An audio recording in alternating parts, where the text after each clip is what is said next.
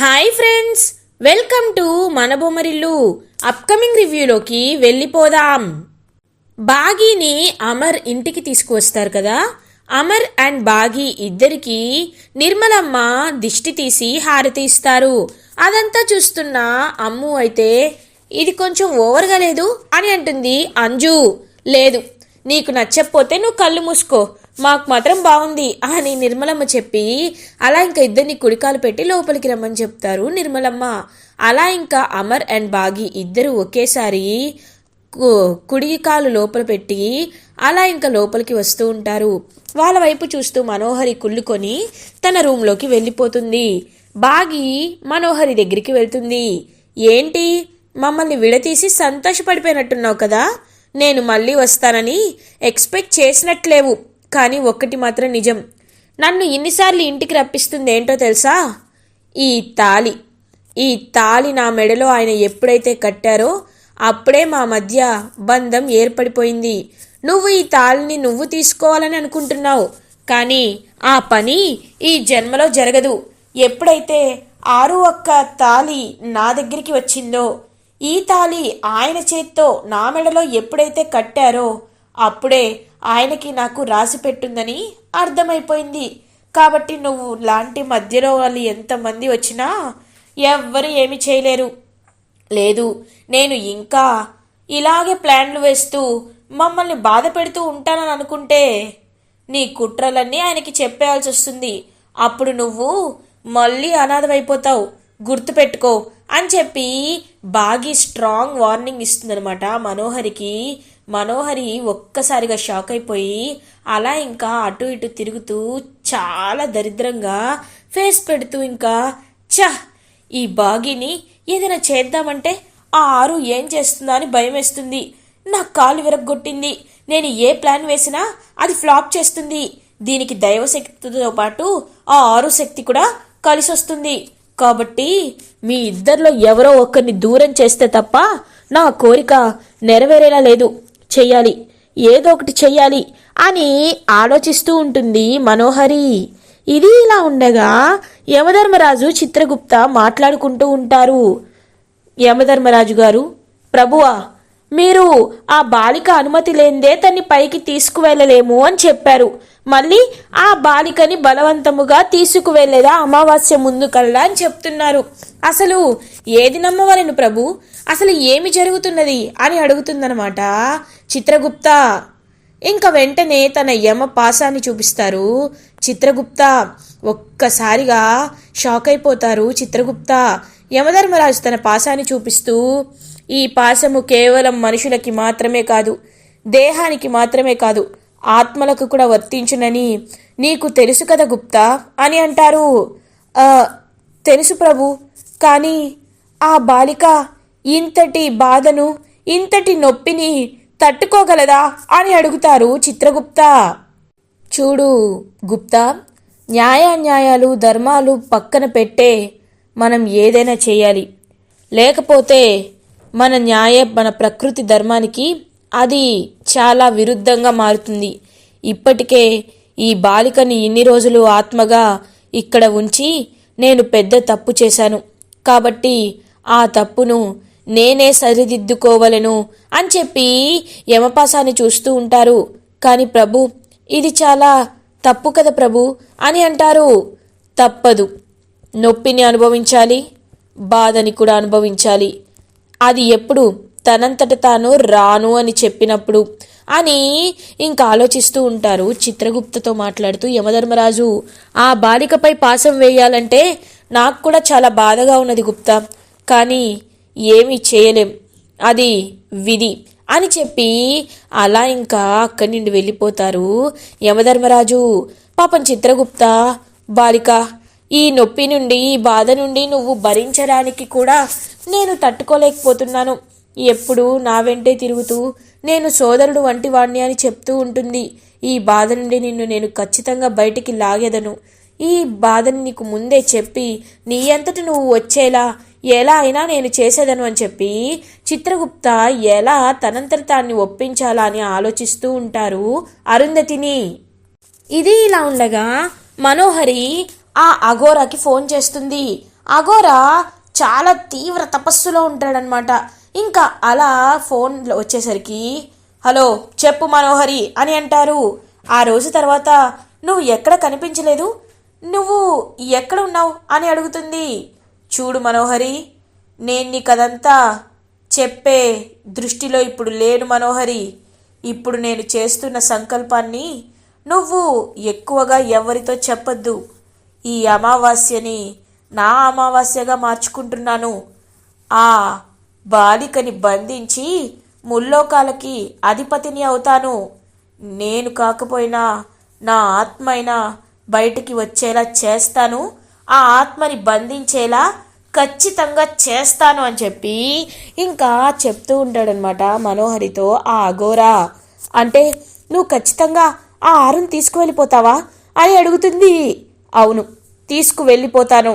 ఈ విషయంలో ఇంకా నేను ఏమి చేయను బాలిక అని చెప్పి అలా ఇంకా మాట్లాడుతూ ఉంటాడు గోరా. ఇది ఇలా ఉండగా నెక్స్ట్ డే మార్నింగ్ అవుతుంది. బాగి ఇంకా అందరికీ నచ్చింది వంట చేసి పెట్టి బాగి అలా ఇంకా పైకి అందరికీ పిల్లలకి వంట చేసి పెడుతూ టిఫిన్ చేస్తూ చాలా హ్యాపీగా తన పని తను చేసుకుంటూ ఉంటుంది.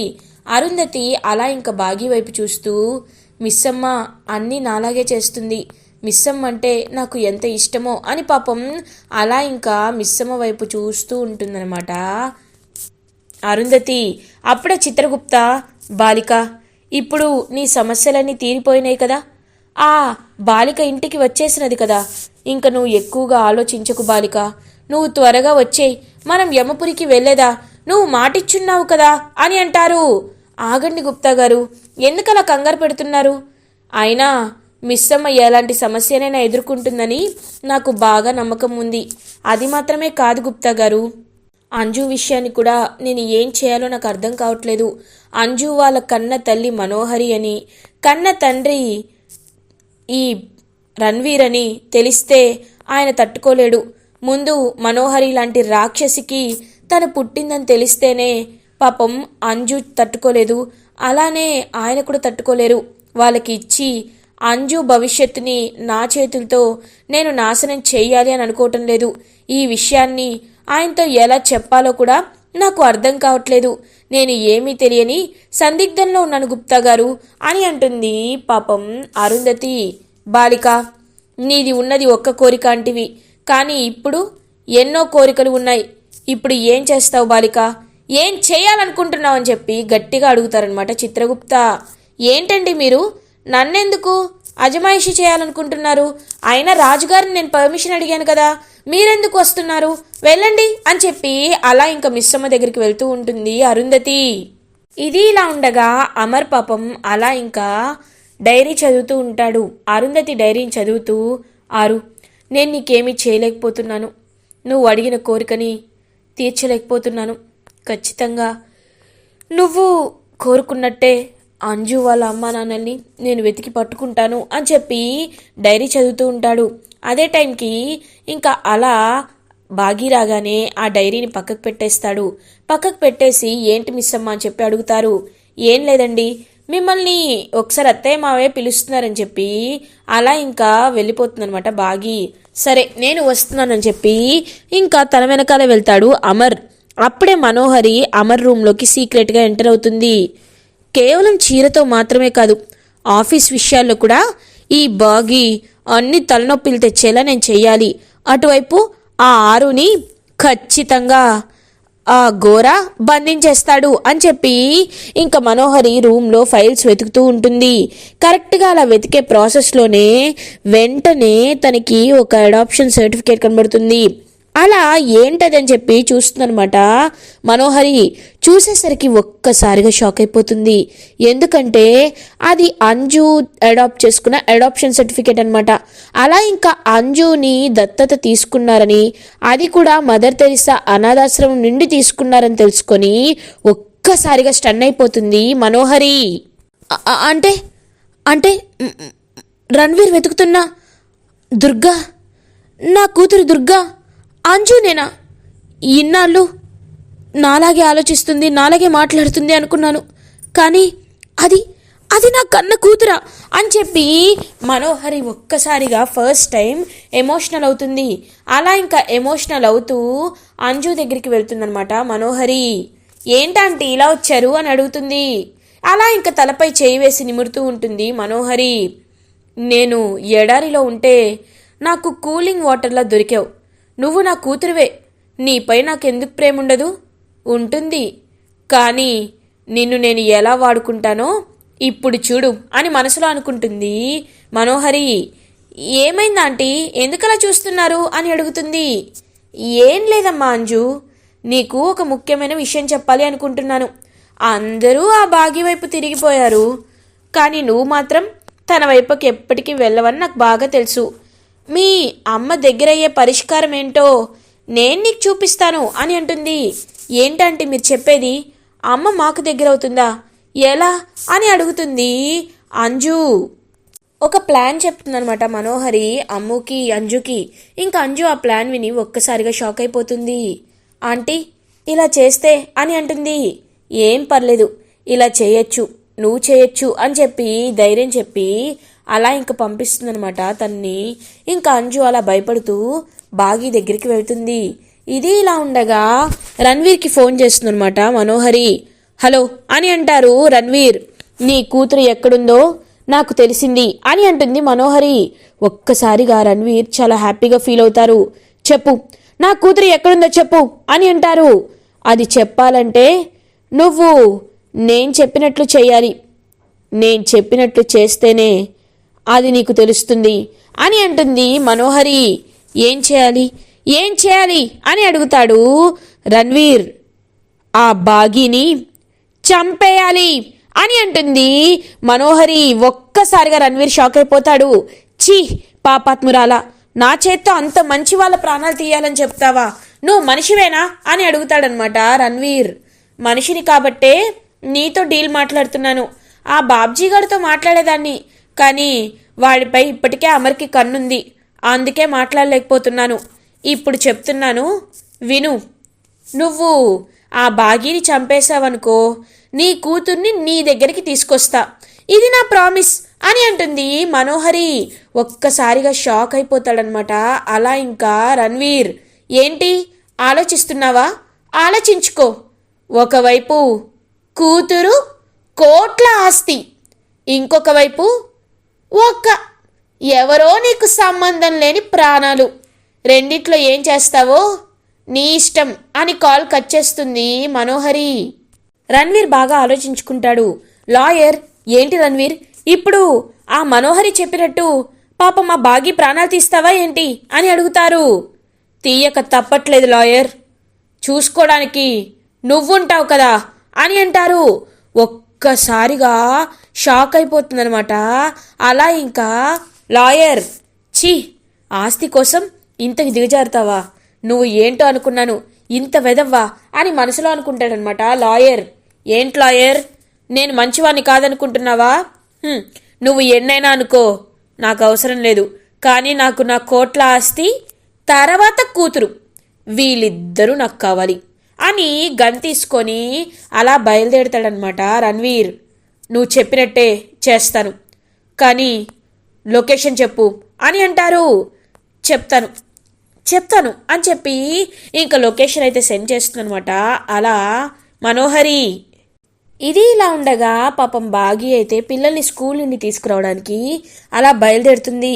ఇంకా అప్పుడే అరుంధతి కూడా, ఏంటి నా మనసేదో కీడు శంకిస్తుంది, ఏదో తనకి ప్రమాదం జరగబోతున్నట్టు అనిపిస్తుంది.